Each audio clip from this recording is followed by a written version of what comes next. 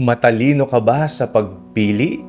Ako po si Father Fiel Pareha at ito po ang ating segment, ang Daily Devotion, na kung saan tayo po ay magdarasal, magbabasa at magninilay kasama ng salita ng Diyos sa buong taon. Manalangin tayo. Sa ngalan ng Ama, ng Anak at ng Espiritu Santo. Amen.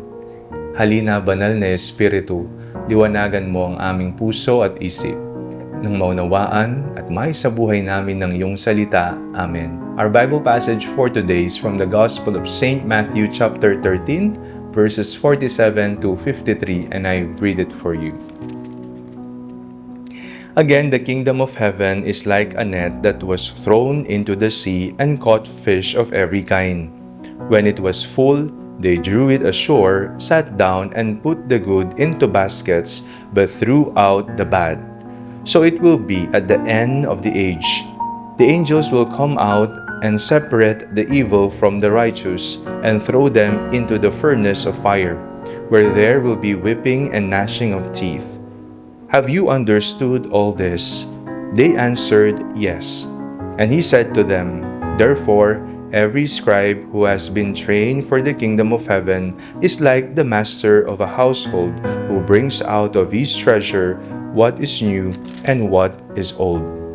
When Jesus had finished these parables, he left that place. Araw-araw po tayong gumagawa ng mga pagpili. Halimbawa, kapag tayo po ay namimili sa palengke o supermarket, hindi naman natin basta kinukuha na lamang kung ano yung una nating makita. Sinusuri natin kung alin ang sariwa, dekalidad at sulit. Alam natin ang tamang pagpili ngayon ay may magandang bunga sa hinaharap.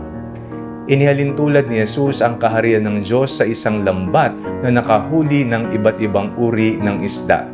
Nang mapuno ito, pinaghiwalay ng mga mangingisda ang mabubuting isda at ang mga hindi dapat itabi.